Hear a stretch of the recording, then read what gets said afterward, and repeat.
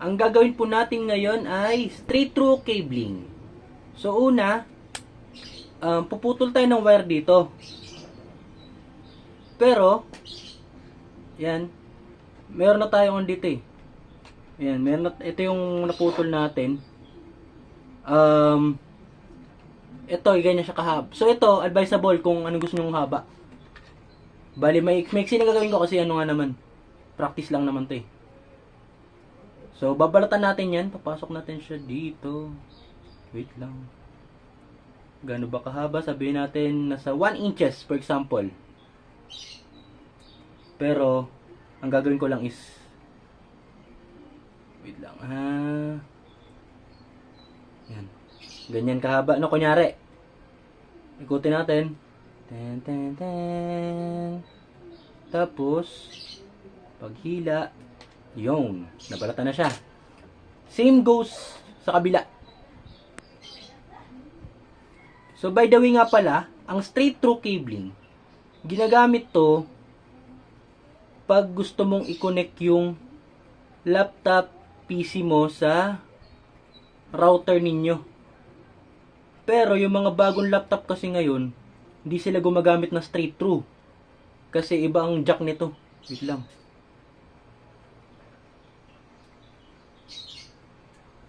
Yun.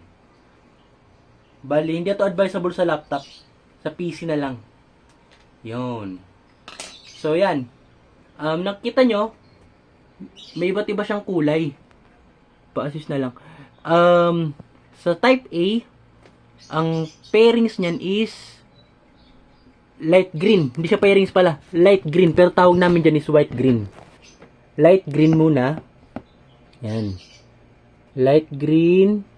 Tapos, sumunod sa kanya is yung pure na green. Light green. Pure green. Ito, hawakan mo ito. Light green. Teka. Yung light green muna. Ito. Andre. Ito. Hindi nakahiwalay sa baba. Bilang. Yan. Ito. Light green. Dito sa camera. Light green. Tsaka pure green muna. Sunod. Green. Wait lang ha. Wait. Huwag mo bitawan. Yan. Hawakan mo yan. Yan. Tapos itong pure green. Ito yung pure green. Yan. Tapos, sumunod dapat sa kanya is light orange. So, white orange bale. Ha? White orange yung sumunod. Wala mo white orange eh. Or light orange. Light orange na lang. Ayun. Ito. Wait lang. So, ilipat ko na ito dito. Yan. Tsaka, Tapos, sumunod sa kanya is pure blue. pure blue. Yan. Okay.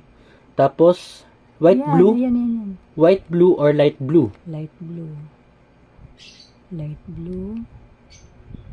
Pure blue, white blue. Okay. Teka lang. Wait lang guys. So, maliit kasi siya. Yan. Ito. Ito sa baba. Ito. Yan. Ito. Yan. Tapos, Ang laki ng kamay mo na, tatakpan yung mga wirings. Tapos, pure orange. pure orange. Okay. Yan. Then Hawakan mo. white brown or light brown. Brown lang tsaka white. Ayun. So, yung white brown din yan. But light brown dapat yan. Depende sa cabling nyo. Itong white na lang.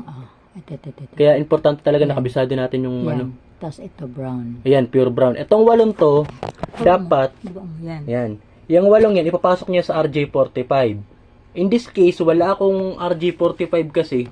Pero meron ako dito, may RJ45 na siya. Ayan. Itong cord, itong parang flag na to, ito yung sinasaksak nyo sa it's either router or PC. Pwede yan, pwedeng ito. So, pagpasok dapat Ibaba mo dapat kasi sa camera. Yan. So, pagpasok dapat ng wire dito, yung part na brown, andito siya sa baba.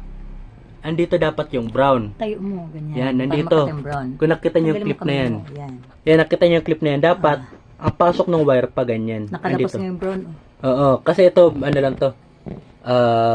Ang tawag dito. Ano lang, parang sample lang din kasi to. Bale, itong ginawa natin, type A.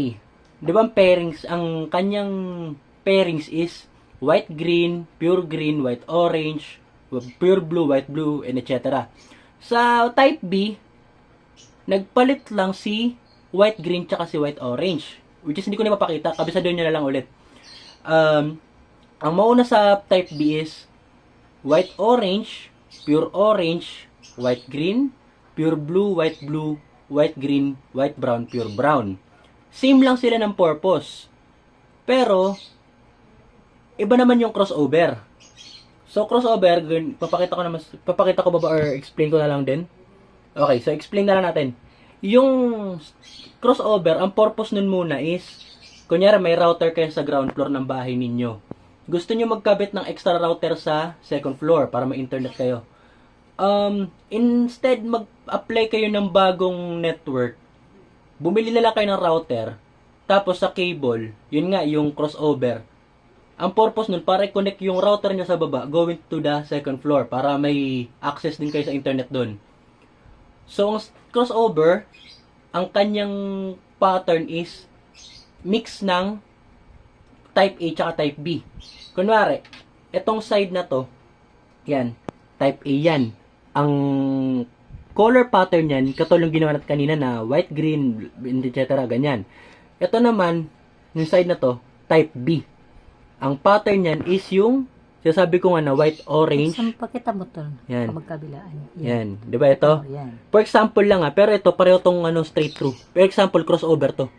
Ito, type A, ang pattern niya. Ito, type B.